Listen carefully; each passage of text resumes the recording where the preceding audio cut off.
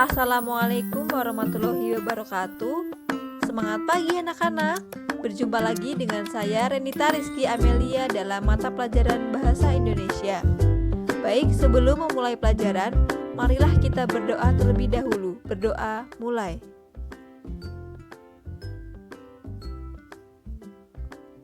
Berdoa selesai. Bagaimana kabarnya anak-anak? Sehat ya? Alhamdulillah kita masih diberi kesehatan sehingga dapat mengikuti pembelajaran daring hari ini. Nah, sebelumnya Ibu kembali ingin menyampaikan referensi buku Bahasa Indonesia kelas 7, yaitu buku Bu Pena yang berwarna pink sebelah kiri, dan referensi kedua yaitu buku Bahasa Indonesia yang bercover biru. Untuk buku penanya, silakan anak-anak baca materinya dan juga kerjakan soal-soalnya. Silakan anak-anak kerjakan di buku Bu Pena menggunakan pensil ya. Dan untuk buku Bahasa Indonesia yang bercover biru, nanti Ustazah akan bagikan file PDF-nya sehingga kalian nanti bisa membaca di HP masing-masing. Hari ini kita masih pada materi cerita fantasi. Minggu lalu kita telah belajar tentang menelaah unsur-unsur cerita fantasi yang berjudul Aladin dan menelaah struktur teks cerita fantasi. Nah, pada pertemuan kali ini kita masuk pada kompetensi dasar yang baru, yaitu 4.4, menyajikan gagasan kreatif dalam bentuk cerita fantasi secara lisan dan tulis dengan memperhatikan struktur dan penggunaan bahasa. Pada pertemuan kali ini kita akan mempelajari tentang unsur kebahasaan atau kaidah kebahasaan dari cerita fantasi. Nanti di akhir pembelajaran Ustazah sajikan teks cerita fantasi, kemudian anak-anak diminta untuk menelaah unsur-unsurnya. Perlu diingat ya anak-anak bahwa kalian wajib meresum materi di buku catatan. Nanti minggu depan Ibu akan cek resum kalian. Stay tune. Tujuan dari meresum ini yaitu agar mempermudah santri-santri dalam belajar ya. Itu. Sudah siap mengikuti pelajaran hari ini? Unsur kebahasaan cerita fantasi. Bahasa yang digunakan dalam cerita fantasi biasanya dapat menggugah pembaca untuk berimajinasi. Hal ini menyebabkan pembaca membayangkan untuk berperan sebagai tokoh dalam cerita tersebut. Unsur kebahasaan inilah yang membuat cerita fantasi itu menjadi menarik. Adanya unsur kebahasaan ini mendorong sebuah cerita fantasi menjadi cerita yang menarik seperti itu. Kira-kira apa saja unsur kebahasaan yang perlu kita ketahui? Ya, yang pertama penggunaan kata sifat. Kata sifat merupakan kata yang mengubah kata benda atau kata ganti. Biasanya dengan menjelaskan atau membuatnya menjadi lebih spesifik. Contoh dari kata sifat yaitu cantik, bahagia, ramah, rendah, tinggi, pandai, cerdas, buruk, jelek, dan sebagainya ya. Contoh kalimatnya yaitu Arini amat cantik menggunakan gamis coklat muda. Nah, di sini kata cantik itu kan memperjelas dari Arini seperti itu ya. Kemudian Verina lebih pandai memasak dibanding kakaknya. Itulah kata pandai ini menunjukkan kata sifat. Yang kedua, penggunaan kata keterangan. Kata keterangan merupakan jenis kata yang memberikan keterangan pada kata lain. Nah, kata keterangan ini biasanya memberikan keterangan pada kata kerja, kata sifat, dan kata bilangan. Contoh kata keterangan itu sangat, amat, tidak, untuk, karena, dan lain sebagainya. Contoh kalimatnya, bunga itu sangat indah dan harum. Nah, kata sangat ini kan merujuk pada indah kan, jadi untuk memperjelas definisi dari sifat indah. Kemudian Alisa mengambil air untuk menyirami tanaman. Kata untuk juga menunjukkan keterangan agar atau untuk seperti itu. Kemudian sedikit takut memang kalau mereka akan memakanku. Kata sedikit menunjukkan keterangan jumlah. Yang ketiga, penggunaan kata kerja. Kata kerja merupakan kata yang menunjukkan tindakan atau kegiatan. Ya, namanya juga kerja ya, jadi menunjukkan suatu tindakan atau kegiatan yang dilakukan. Contohnya makan, mengaji, mandi, membaca, berlari, memasak, menulis, itu ya contohnya. Kemudian contoh kalimatnya yaitu Alia berlari ke asrama putri dan ibu memasak sop ayam di dapur. Berkaitan dengan kata kerja, suatu kalimat dapat dibedakan menjadi dua, yaitu kalimat aktif dan kalimat pasif. Kalimat aktif yaitu kalimat yang subjeknya melakukan suatu tindakan atau pekerjaan. Contohnya, ibu memasak sop ayam di dapur. Nah, di sini kan ibu sebagai subjek melakukan tindakan memasak. Jadi ini merupakan kalimat aktif ya. Kemudian kalimat pasif itu merupakan kalimat yang subjeknya dikenai suatu tindakan. Contohnya sop ayam dimasak ibu. Nah, di sini justru pada awal kalimat itu objek sop ayam, kemudian dimasak ibu. Kan ibu yang dikenai pekerjaan karena sop ayamnya dimasak ibu, seperti itu. Jadi perbedaan kalimat aktif dan kalimat pasif yaitu kalau kalimat aktif subjeknya di depan, sedangkan kalau kalimat pasif itu objeknya yang di depan. Sedangkan kata kerjanya untuk kalimat aktif, kata kerjanya biasanya menggunakan awalan me, sedangkan kalimat pasif kata kerjanya menggunakan awalan di. Kemudian yang keempat, penggunaan kalimat langsung dan kalimat tidak langsung. Kalimat langsung merupakan kalimat yang berisi kutipan pembicaraan secara langsung. Nah, pada kalimat langsung ini biasanya ditandai dengan tanda petik 2. Bisa dilihat ya contohnya pada kalimat yang ibu beri warna biru ini menunjukkan kalimat langsung karena ada tanda petik 2. Kemudian kalimat tidak langsung merupakan kalimat yang berisi penyampaian pembicaraan tokoh secara tidak langsung. Nah, pada kalimat tidak langsung ini tidak menggunakan tanda petik 2, tetapi adanya kata menurut, mengatakan bahwa, berkata bahwa, seperti itu. Contohnya bisa dilihat, ibu mengatakan bahwa malam ini aku harus belajar. Kemudian unsur kebahasaan yang kelima yaitu penggunaan istilah. Penggunaan istilah pada cerita fantasi biasanya tergantung pada konteks kalimat yang digunakan. Kata konteks ini memiliki arti situasi suatu kejadian. Contoh penggunaan istilah yaitu terdapat pada kalimat air mukanya tiba-tiba berubah menjadi sendu. Nah, istilah air muka ini memiliki arti rupa muka. Rupa mukanya tiba-tiba berubah menjadi sendu, seperti itu. Contoh berikutnya, Nila mengikuti pembelajaran daring menggunakan gawainya. Nah, istilah gawai di sini memiliki arti handphone, gadget atau telepon genggam. Sampai di sini masih semangat ya anak-anak?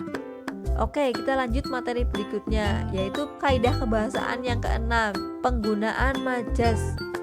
Majas atau gaya bahasa dalam cerita fantasi itu digunakan untuk memperindah kalimat. Ada 3 majas yang sering digunakan, yaitu majas personifikasi, majas hiperbola, dan majas metafora. Majas personifikasi merupakan majas yang membuat sesuatu benda seolah-olah dapat bertingkah seperti manusia. Contohnya, langit senja tersenyum bahagia sore ini. Nah, di sini langit tidak bisa tersenyum kan, tapi seolah-olah dapat bertingkah seperti manusia, yaitu tersenyum. Kemudian majas hiperbola yaitu majas yang melebih-lebihkan sesuatu. Contohnya, kelinci ajaib itu berlari secepat kilat saat bertemu warga. Di sini berlari secepat kilat itu dilebih-lebihkan kan, karena kilat itu kan sangat cepat. Kemudian majas metafora yaitu majas yang mengungkapkan perbandingan. Contohnya, rusa itu hilang di mangsa si raja hutan. Nah, raja hutan yang dimaksud pada kalimat ini yaitu harimau. Jadi menggunakan perbandingan kata lain. Nah, sampai di sini sudah paham anak-anak tentang unsur kebahasaan cerita fantasi? Minggu lalu kita telah belajar tentang unsur-unsur cerita fantasi. Apa saja? Tema, penokohan, alur, latar, sudut pandang, dan amanat. Nah, di sini ibu memiliki hadiah untuk kalian. Hadiahnya berupa apa? Yaitu tugas. Tugasnya yaitu carilah unsur-unsur cerita fantasi dari teks yang berjudul Kardus Pendamai Hati. Cerita ini dapat dilihat di buku Bu Pena halaman 31 dan 32. Silakan anak-anak kerjakan secara individu ya. Tulis pertanyaannya, jangan lupa beri identitas, nama, dan kelas. Sebelum Ibu menampilkan teks deskripsi yang berjudul Kardus Pendamai Hati, Ibu akan membacakan pertanyaannya ya. Yang pertama, apa tema dalam cerita yang berjudul Kardus Pendamai Hati? Pertanyaan kedua, siapa saja tokoh yang ada di dalam cerita Kardus Pendamai Hati dan sebutkan watak atau sifatnya. Yang ketiga, sebutkan latar waktu, latar tempat, dan latar suasana yang terdapat di dalam cerita. Yang keempat, bagaimana alur cerita dalam cerita Kardus Pendamai Hati? Silakan anak-anak pilih satu alurnya, alur maju, alur mundur, atau alur campuran ya. Silakan kalian pilih salah satu. Yang kelima, apa sudut pandang yang digunakan penulis dalam cerita Kardus Pendamai Hati? Jawabannya silakan kalian pilih salah satu, yaitu orang pertama pelaku utama, atau orang ketiga serba tahu, atau orang pertama pelaku sampingan. Untuk penjelasannya silakan kalian buka materi sebelumnya. Soal yang keenam yaitu apa saja amanat yang dapat diambil dari cerita Kardus Pendamai Hati. Kira-kira apa saja pesannya yang dapat kita peroleh setelah membaca teks yang berjudul Kardus Pendamai Hati. Seperti itu ya.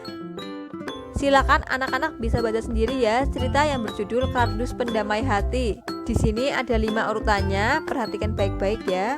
Angka yang terletak di ujung kiri atas ini pada gambar oranye merupakan urutannya ya. Jadi anak-anak perhatikan baik-baik urutan-urutan ceritanya. Silakan anak-anak bisa baca. Di sini ada 6 pertanyaan. Silakan kalian cari, kalian tulis pertanyaannya dan jawabannya di buku catatan masing-masing. Nah, nanti setelah kalian selesai mengerjakan, silakan kalian foto tugas yang telah kalian tulis. Kemudian kalian kirim jawabannya melalui link yang telah tersedia. Seperti itu. Batas pengumpulannya yaitu jam 9 malam. Apabila ada yang ingin ditanyakan, silakan langsung menghubungi Ibu melalui WA ya.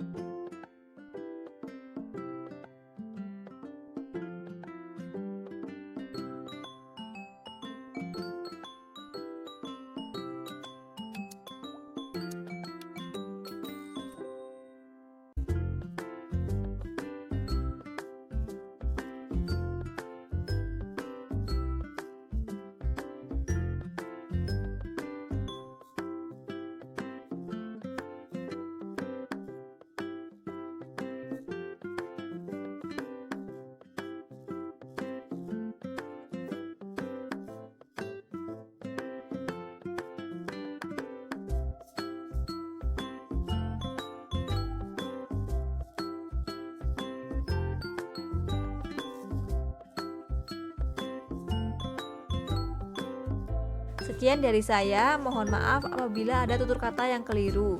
Terima kasih telah mendengarkan video dari awal hingga akhir. Billahi taufik wal hidayah. Wassalamualaikum warahmatullahi wabarakatuh.